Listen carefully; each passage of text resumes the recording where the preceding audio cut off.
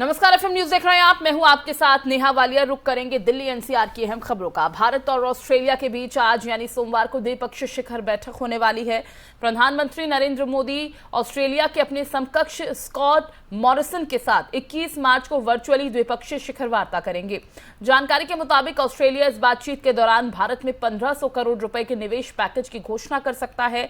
PM Modi और Scott Morrison के बीच ये दूसरी डिजिटल शिखर बैठक होगी। इससे पहले जून 2020 में दोनों नेता वर्चुअल तरीके से एक दूसरे से मिले थे। इससे पहले आज सवेरे पीएम मोदी ने उन 29 पुरावशेषों का निरीक्षण किया जिन्हें ऑस्ट्रेलिया द्वारा भारत वापस लाया गया है। थीम के मुताबिक पुरावशेष 6 व्यापक श्रेणियों में हैं: शिव और उनके शिष्य, शक्ति की पूजा, भगवान विष्णु और उनके रूप, जैन परंपरा, चित्र और सजावटी वस्तुएं। पीएमओ ने सोमवार को इन सब बाबत जानकारी दी। प्रधानमंत्री कार्यालय ने बताया कि मुख्य रूप से विभिन्न तरह की सामग्री, बलुआ पत्थर, संगमरमर, कांस्य, पीतल, कागज के निष्पादित मूर्तियां और पेंटिंग हैं। भारत में एक बड़े भौगोलिक क्षेत्र का प्रतिनिधित्व करते हुए प्राचीन वस्तुएं राजस्थान, गुजरात, मध्य प्रदेश, उत्तर प्रदेश, तमिलनाडु, तेलंगाना और पश्चिम बंगाल से हैं। बताते चले कि ये पुरावशेष अलग अलग समयावधि से आते हैं जो 9 से 10 शताब्दी ईस्वी पूर्व के हैं।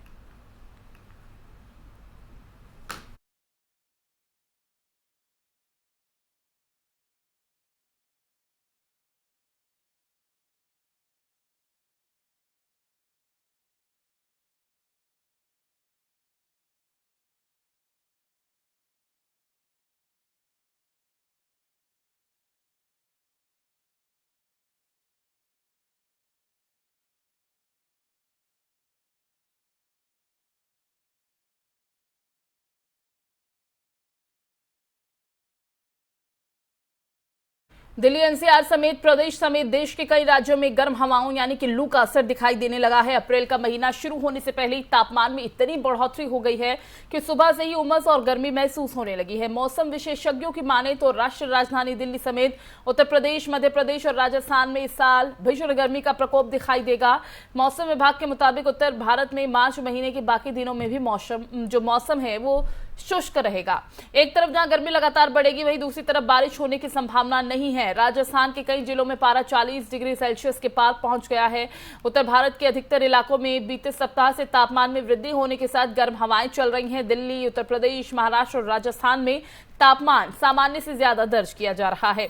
मौसम विभाग के मुताबिक उत्तर पश्चिम की तरफ से गर्म हवाएं चल रही हैं जिसका असर पूरे उत्तर भारत में दिखाई दे रहा है। फिलहाल उत्तर प्रदेश, राजस्थान, मध्य प्रदेश समेत नॉर्थ इंडिया के राज्यों में बारिश होने की कोई संभावना नहीं है।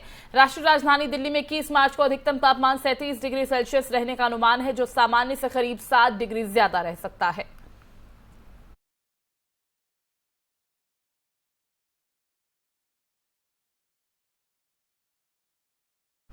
और अगली खबर की ओर रुख करेंगे। अगली खबर ग्रेटर नोएडा से है जहां पर सूरजपुर कोतवाली क्षेत्र में एक तेज रफ्तार कार ने पहले ऑटो रिक्शा और फिर एक मोटरसाइकिल को जोरदार टक्कर मारी। टक्कर इतनी जबरदस्त थी कि बाइक और ऑटो में सवार एक युवती समेत 5 लोग घायल हो गए। पुलिस ने स्थानीय लोगों की मदद से सभी घायलों को नजदीकी अस्पताल भर्ती कराया जहां पर उनका उपचार चल रहा है। कार चालक हादसे के बाद कार छोड़कर फरार हो गया। पुलिस ने कार को कब्जे में लेकर अपनी जांच शुरू कर दी है।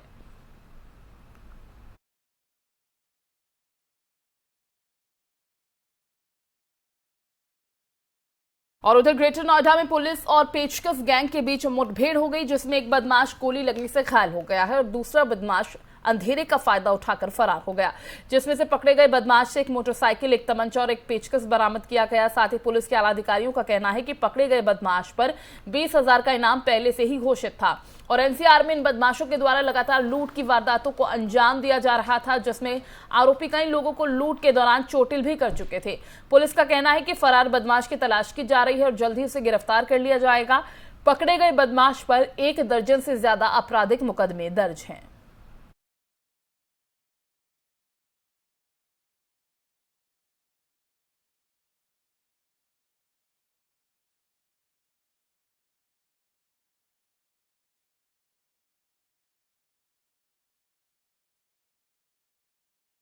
केंद्रीय मंत्री स्मृति ईरानी ने कहा है कि इंडियन एकेडमी ऑफ पीडियाट्रिक्स यानी आईएपी 90 चुनिंदा जिलों में केंद्रीय महिला एवं बाल विकास मंत्रालय के साथ मिलकर 5 साल के बच्चों की मृत्यु दर को कम करने की दिशा में एक साथ काम करेगा। आईएपी के सहयोग से 5000 बाल रोग विशेषज्ञ के नए डॉक्टर्स को बेहतर प्रशिक्षण देंगे। इससे नवजात के मौतों के आंकड़ों को कम करने में मदद मिलेगी। स्मृति ईरानी रविवार की देर शाम को ग्रेटर नोएडा में स्थित इंडिया एक्सपो मार्ट में 59वें पीडियाकॉन सम्मेलन में शामिल हुई, जिसमें उन्होंने कहा कि मंत्रालय आईएपी के साथ एक एमओयू पर हस्ताक्षर करेगा। उन्होंने कहा कि आईएपी एक भगवान की तरह काम करता है। उन्होंने कहा कि देश भर में पोषण अभियान चलाया जा रहा है। करीब 14 लाख आंगनबाड़ी केंद्रों में 9 करोड़ बच्चों को पोषण दिया जा रहा है।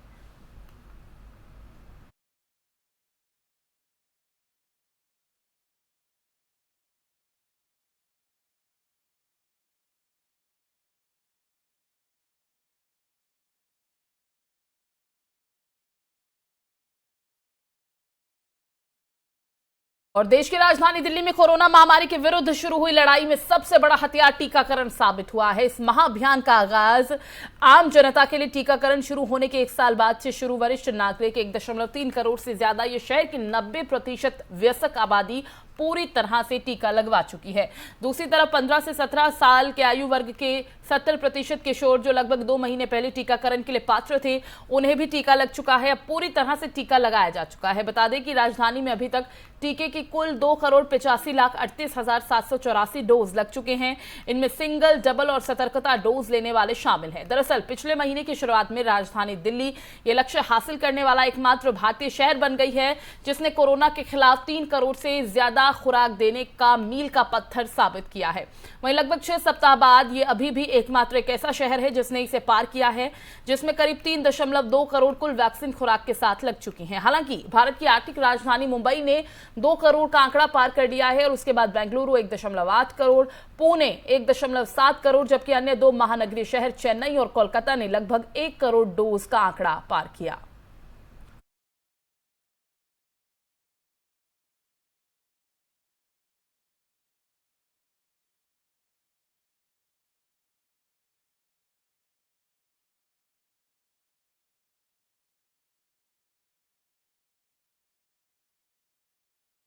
और वहीं 3 दिन के अंतराल के बाद आज भारतीय शेयर बाजार में कारोबारी दिन है और सप्ताह के पहले ट्रेडिंग सेशन में हल्की तेजी के साथ कारोबार शुरू होने की उम्मीद है। ग्लोबल सेंटीमेंट्स अच्छे हैं। आज जापान का बाजार निक्केई बंद है। सेंसेक्स की शुरुआत आज 168 अंकों की तेजी के साथ 58,030 के लेवल पर हुई। निफ्टी की शुरुआत 42.50 अंकों के साथ 17,329 के स्तर पर हुई है। बाजार की शुरुआत होने से पहले प्री ओपनिंग में सेंसेक्स 168 अंकों की तेजी के साथ 58,030 पर कारोबार कर रहा था। 42.50 अंकों की बढ़त के साथ एनएसई का निफ्टी 17,330 के लेवल पर प्री ओपनिंग में कारोबार कर रहा था। गुरुवार को आखिरी ट्रेंडिंग सेशन में बीएसई का सेंसेक्स 57,863 पर बंद हुआ और एनएसई का निफ्टी 17,287 पर बंद होने में कामयाब रहा है।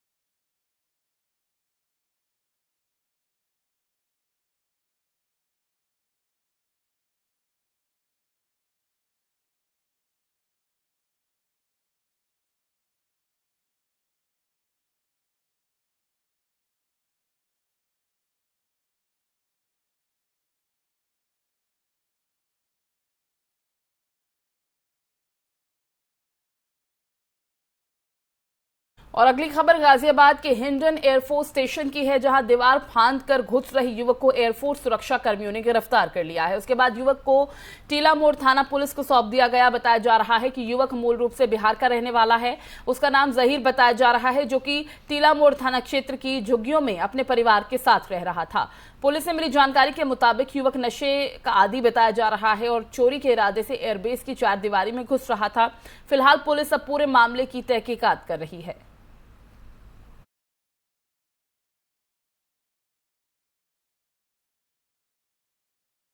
दिल्ली एनसीआर की खबरों में फिलहाल बस इतना ही। बाकी अपडेट्स के लिए आप बने रहिए एफएम न्यूज के साथ। नमस्कार।